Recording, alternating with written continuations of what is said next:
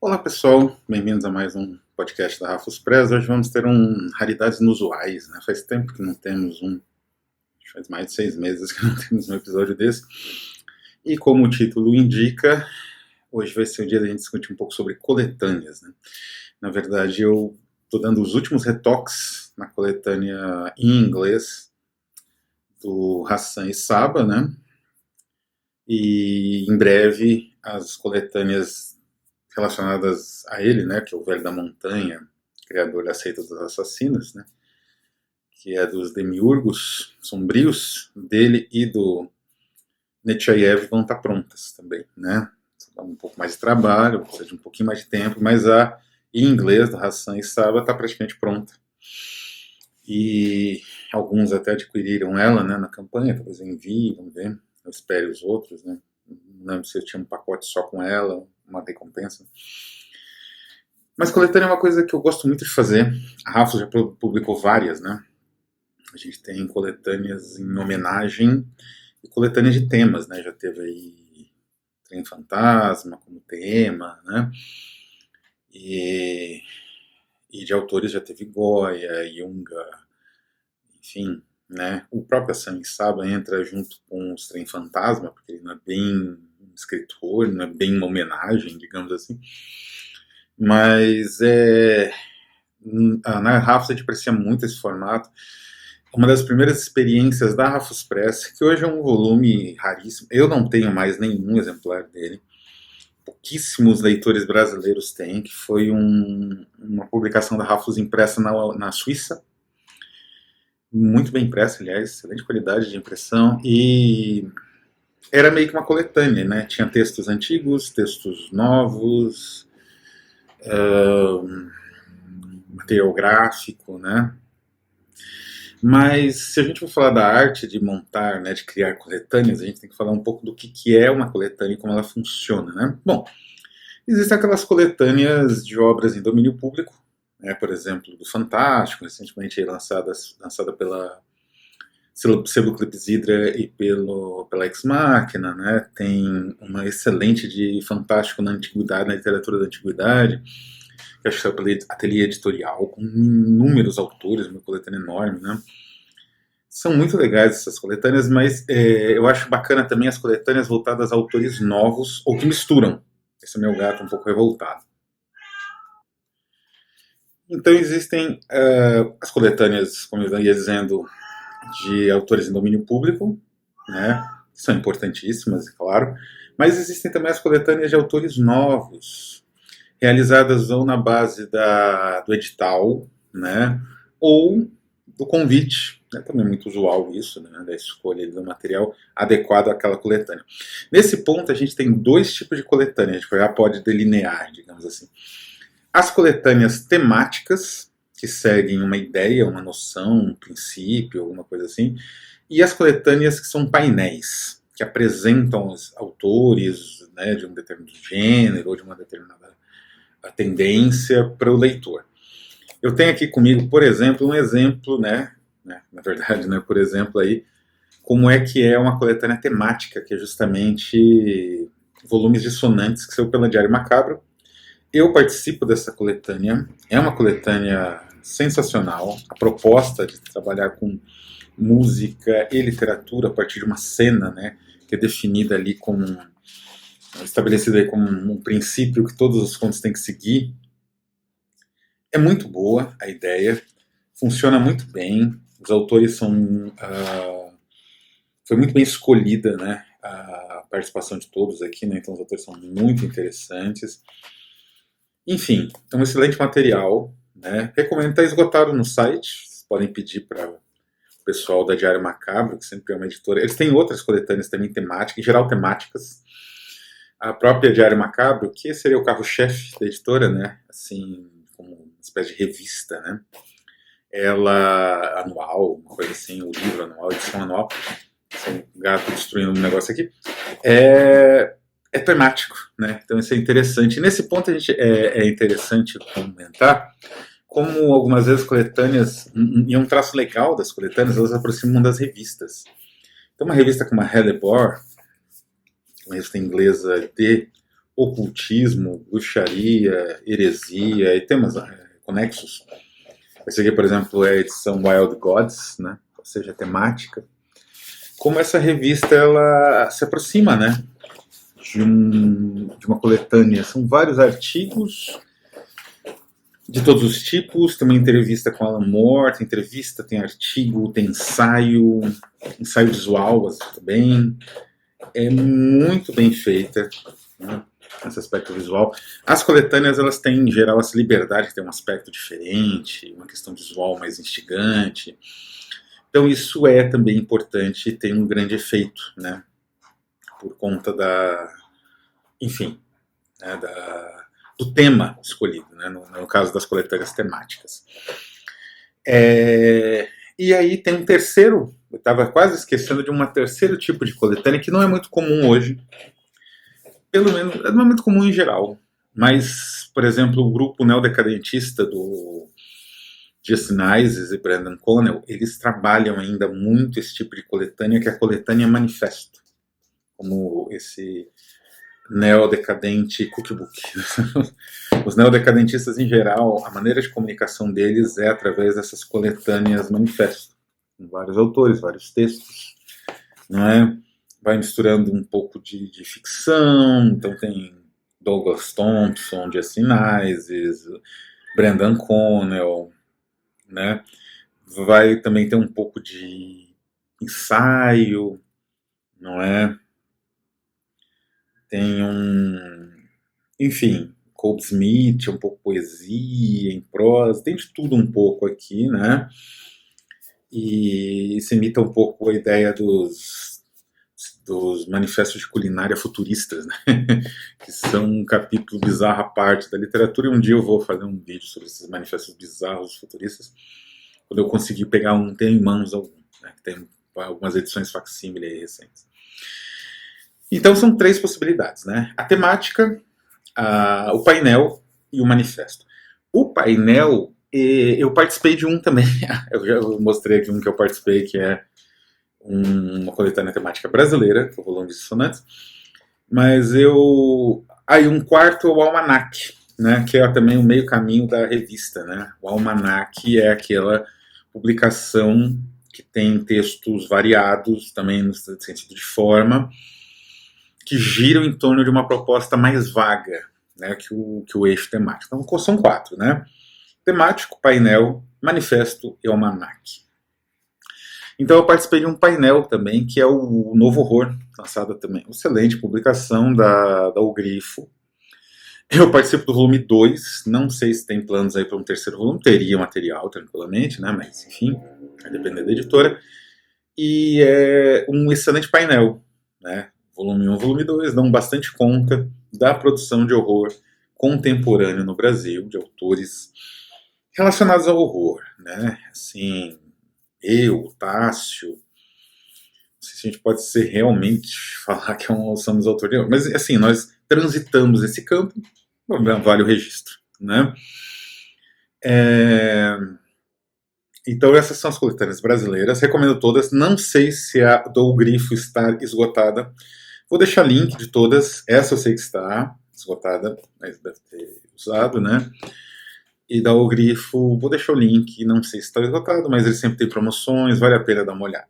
A coletânea que eu participo do Novo Horror é o do volume 2. Mas os dois volumes são excelentes, recomendo os dois fortemente, né? E agora eu vou mostrar as raridades, embora esses sejam raros também. E este cookbook também é um pouco raro, né? As raridades de verdade que também transitam nesse universo, né? Em primeiro lugar, a primeira coletânea que eu participei de literatura com um conto, o primeiro conto que eu escrevi, que é o Extinction in Book, né? Que gerou a HQ Extinção, que é justamente este belíssimo livro, que é The Gift of Cosmos Comet.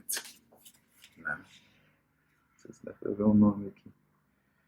Lançado pela editora Occident Press, com um imprint, né? Eles tinham uma espécie de selo, mas era Occident Press, chamado L'Homme Hassan, né, em francês. The Gift of Cosmos Comet, ou In Praise of Night and Cosmos, Eu não sei se seria bem uma coletânea temática. O tema é a noite, mas tem um pouco algo de manifesto aqui. Ela aglutinou pela primeira vez esses autores do decadentismo, do neofantástico e do neodecadentismo, todos juntos, em um trabalho mais ou menos, não digo coletivo, mas num trabalho complexo que refletia múltiplas visões ou pontos de vista, né? Então, eu acredito que seja algo muito mais manifesto do que temático, nesse sentido, embora as pessoas não tivessem tanto contato assim. Mas a gente tem aqui, por exemplo, Andrew Condos com Galaction, Quentin S. Crisp com The Dark Down, né? Esse daqui virou um outro nome, depois tem um outro nome esse conto aqui, mas é genial de qualquer forma. John Howard, Thomas Stromshold, Harold Billings, falecido inclusive, vários autores, Stiction in Book, Joseph Dawson, que faz as capas da Tartarus, várias capas ele desenha, né, da Zagava, alguns também. Jonathan Wood, que é muito conhecido aqui do pessoal que acompanha Ralph Express. D.F. Lewis, que é um cara que faz resenha, né? Trabalhou muito tempo fazendo resenha de obras aí do Fantástico, do neodecadentismo, basicamente, assim, do neofantástico e do neodecadentismo. Arcontes Ascendant, de Watt, outro autor conhecido aqui. Stephen Friedman, Avalon Brantley, muitos querem que a gente traduza, né? A gente está ainda lutando para conseguir isso. Adam S. Cantwell, outro autor bastante conhecido aqui do pessoal da Rafus Press, vamos lançar o Urux Conox dele. Damian Murphy, dispensa apresentações, Colin Insull e Charles Snyder. Então é um livro que é quase um manifesto, como eu disse, das ideias desse pessoal que girava em torno da Monte Abraxas quando ela era uma editora mais honesta, digamos assim. O acabamento é sensacional. Esse livro é uma raridade, está em torno aí de uns $500. Quando você acha? Parece ter um exemplar disponível na Z-Syncs, que é uma livraria, né? Um livreiro americano especializado. Né? O acabamento é sensacional, né? Dessa sobrecapa. O papel da capa é esse papel que parece pelo. Né? Incrível, né? Isso aqui é baixo relevo feito com uma espécie de carimbo, né? Enfim, sensacional essa obra. Muito orgulho de ter participado dela e ter recebido também, que é raro hoje em dia. Depois eu participei de outras coletâneas, mais ou menos manifesto dele, né, do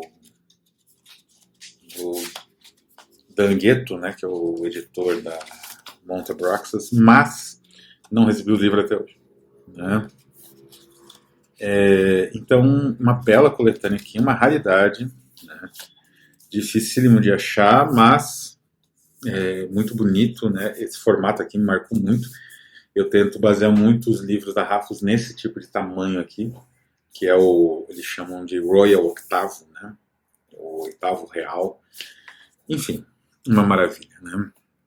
Na mesma época, um pouco depois do lançamento dessa raridade, digamos, que é o The Gift of Cosmos, saiu um excelente almanac, que para mim é um exemplo de almanac. Eu recebi esse almanac diretamente dos editores, tanto os editores são Jonas Plogger e Dangueto. É um dos poucos livros que os dois conseguiram se unir. Né? Então é Zagava Ex-Occident Press, que é o livro Infranoir. Vocês dá para ver aqui, preto com preto. A capa é sensacional. Carreguei muito esse livro, uma das minhas grandes influências para lá e para cá, em Campinas, voltando de Campinas. Enfim, é uma espécie de almanac, né, que tem um índice. Foi a primeira vez que foi publicado aqui o Salamander Angel, que foi traduzido para o Brasil como a Salamandra Celestial, né? E são textos diversos, assim, né? Por exemplo, o Mark Valentine escreve assim, quase contos, mas escreve em poemas, né? Muito material gráfico, isso que também acentua tanto a conexão com revistas quanto a ideia de... essa capa, né? De um livro antigo, provavelmente da biblioteca de Mark Valentine, né? essa relação tanto com a revista quanto com o almanac em si, né? Aquele anuário, né, que saía com um monte de informações, imagens, coisas gráficas, né? Então é a mesma coisa aqui, né? Tem até umas experiências curiosas, né? O próprio Salamander Angel tem esse formato aqui que é sensacional, né? Difícil de ler, mas é incrível. E eu li assim, né? Foi assim que eu li Salamander Angel, as grandes obras aí de Damian Murphy que nós traduzimos né, lançamos aqui pela Rafos depois de um tempo, né, tal. Então é esse material aqui, né? Olha que foto sensacional. Essa é a primeira foto, né? Tem uma pessoa. E ela era tão lenta que as pessoas devem ter ficado paradas horas, né? Para capturar todo isso aqui. Estava tudo cheio isso daqui, não é uma foto pós-apocalíptica. As pessoas se moviam tão rápido que não eram pegas, né? Então, um belo exemplo de um material na forma de um almanac, né? Ainda um pouco, assim, não como almanac, que já é uma coletânea temática muito interessante, outra que foi uma das primeiras que eu participei. É um livro muito raro hoje, muito bonito, olha esse tamanho de um folho, né?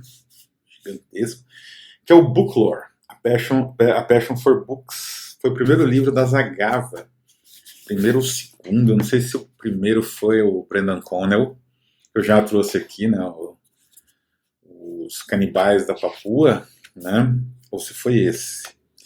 Ele é todo ilustrado, né, e é um livro que eu ajudei a montar, coisa que eu tenho imenso orgulho, né. Aqui meu nome. Eu também tenho um ensaio aqui que depois foi relançado como esse livreto aqui, né, da Spectral People, da Zagava, né. Enfim, o nome disso tudo, né, Booklore, é uma coletânea sobre livros, e é incrível, assim, né, você juntou uma série de autores sensacionais, né, Jonathan Wood, Red Oliver, Avalon Brantley, que tem um material sensacional aqui, uma espécie de ficção, tem de tudo aqui, ensaio, ficção, é bastante temática, né, digamos assim, como é o livro, isso vai ocupando aqui, uma boa parte de ensaio, mas tem bastante ficção também. Thomas Phillips, né, Charles Snyder, e a ideia era você escolher o seu livro preferido, ou um livro marcante, né, e escrever sobre, ou escrever a partir de, enfim. Cada um teve uma técnica diferente. Teve coisas mais memorialísticas, que é o caso do Red Oliver, teve material poético, que é o Jonathan Wood, uma prosa muito bem urdida, que é da Avalon Brantley, tem de tudo. Um dos meus prediletos é do Adrian Condos, que é um que nós traduzimos já para o Brasil, com uma tradutora aqui, não sei o que aconteceu, infelizmente não trabalha mais com tradução, que é o Astronautila, né? Que é um livro incrível, parecia ficção, depois eu consegui o livro de verdade, muito tempo depois.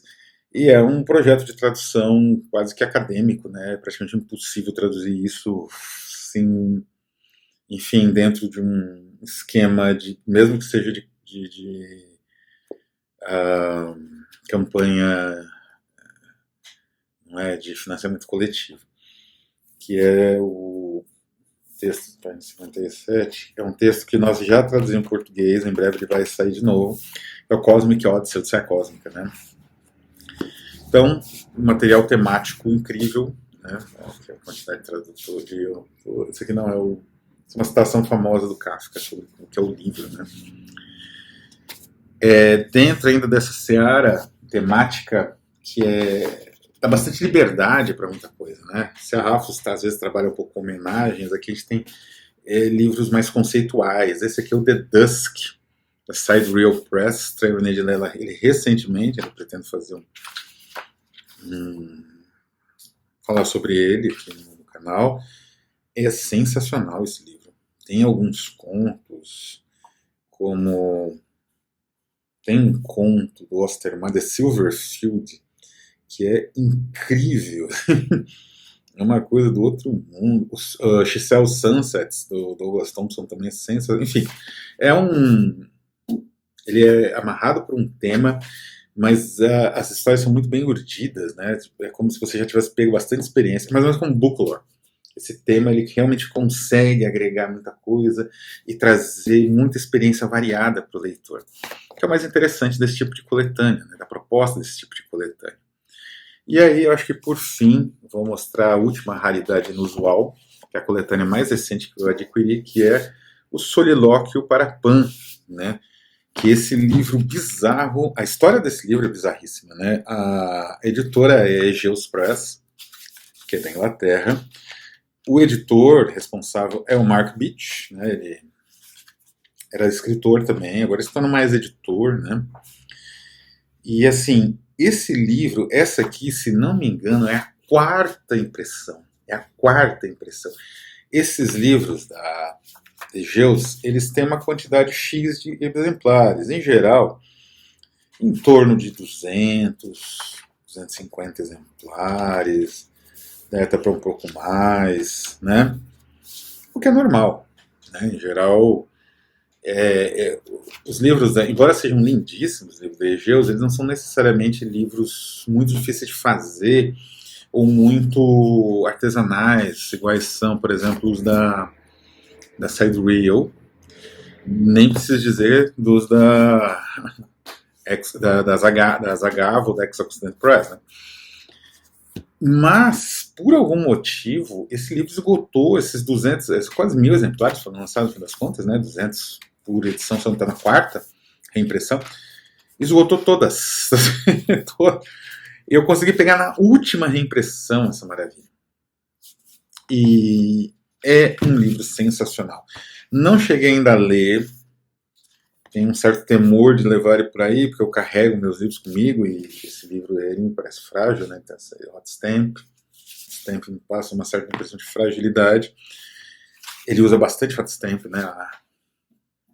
Ele fica lindíssimo, mas não é muito prático. E como eu falei, me passa uma sensação um pouco de fragilidade, né?